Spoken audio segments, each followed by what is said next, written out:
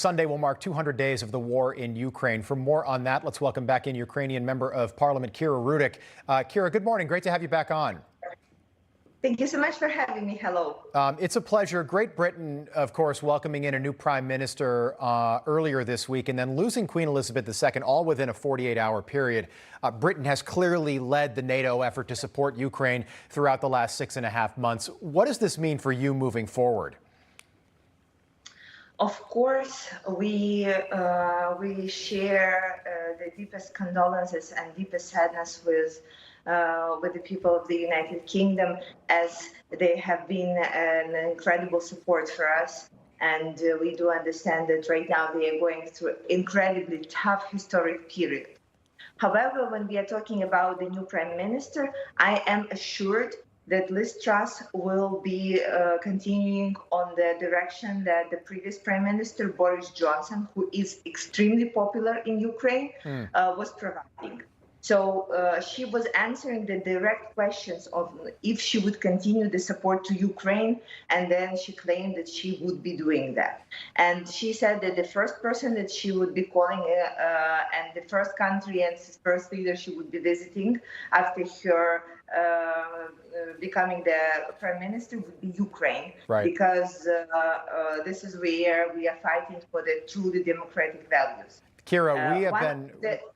Sorry, I was just going to say, we've been, we're getting close to 200 days. Sunday will mark 200 days of this war in Ukraine since the February 24th Russian invasion of your country. And almost since that time, since February and March, Ukraine is finally starting to take back land in the eastern part of the country.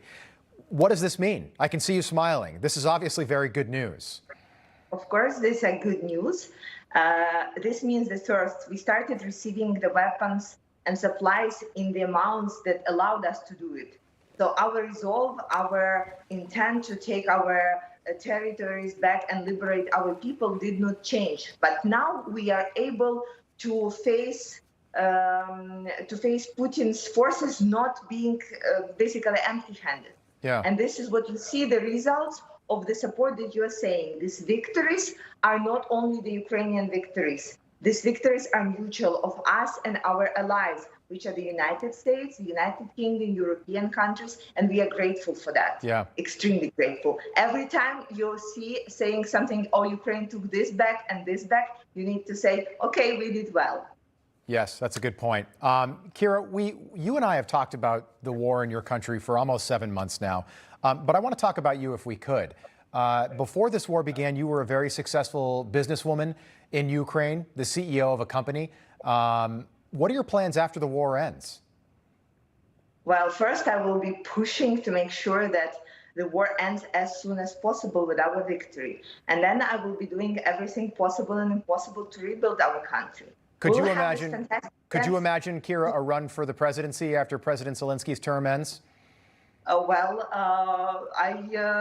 of course will be doing everything to help my country, and if that would mean to take a leadership, I would do that.